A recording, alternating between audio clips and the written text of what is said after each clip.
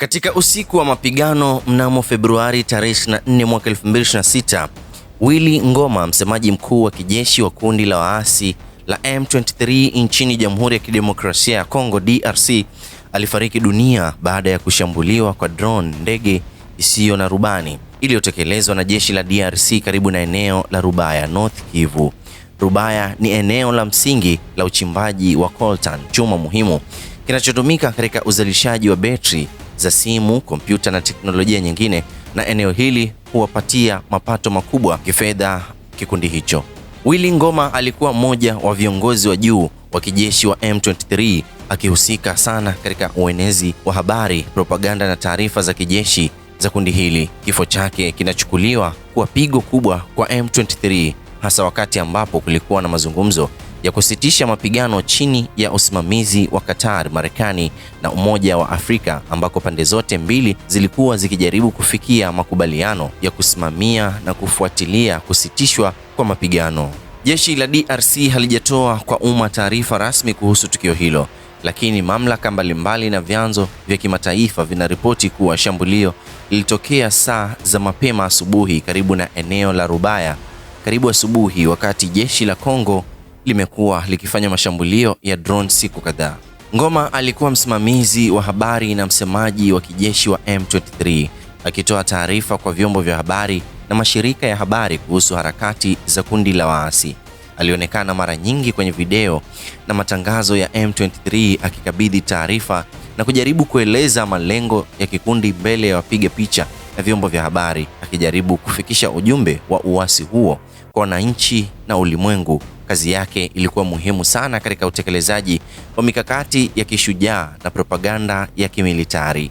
Kundi la M23 linachukua jina lake kutoka siku ya 23 Machi mwaka 2009, ambayo ilikuwa tarehe ya makubaliano ya amani kati ya serikali ya Kongo na kundi la zamani la wapiganaji wa CNDP, National Congress for the Defense of the People. Makubaliano hayo yaliwahusisha mwanzo wa kuingizwa kwa wapiganaji wa CNDP katika jeshi la serikali, lakini baadaye waliibuka tena wenzao kama M23 na kuanza uasi.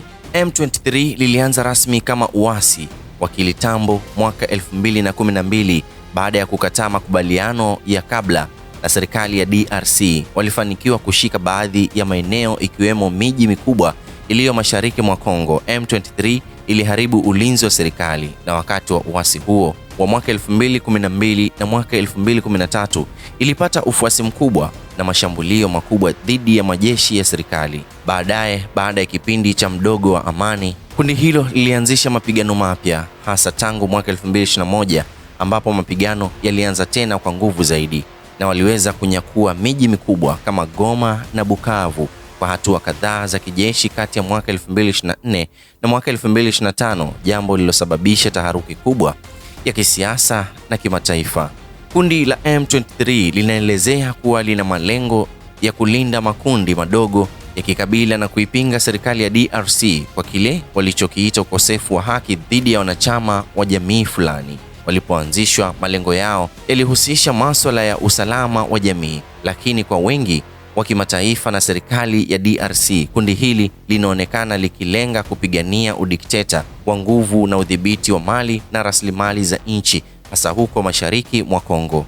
M23 imepata tuhuma kali za kuhusika na Rwanda kwa msaada wa kijeshi na kiufundi, jambo ambalo Kigali imekuwa ikidharau kabisa, lakini ripoti za Umoja wa Mataifa na mashirika ya haki za binadamu zimeripoti uwepo wa msaada huo, ikiwemo vifaa vya kisasa kama drones na teknolojia nyingine za kijeshi.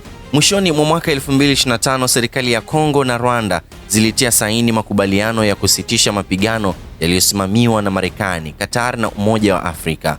Hata hivyo, mapigano hayakurejea utulivu kamili na M23 haikujumuishwa moja kwa moja kama upande wenye dhamana.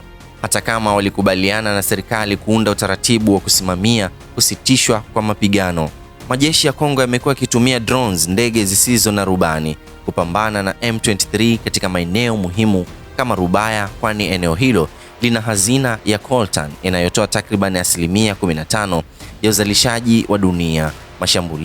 Mashambulio hayo ni sehemu ya kampeni kubwa ya kijeshi dhidi ya uasi huu. na shambulio la kuua Willy Ngoma ni mojawapo ya matukio makubwa ya hivi karibuni. Mapigano kati ya serikali ya DRC na M23 yamekuwa yakisababisha mateso makubwa kwa wananchi na mashariki mwa Kongo. Ripoti za kutoroka makazi, utumwa wa kulazimishwa na ukosefu wa huduma za msingi zinaendelea kuathiri mamilioni ya watu. Aidha, uasi huu umesababisha maelfu ya vifo, majeraha na mashambulizi dhidi ya raia. Taa zimewaka.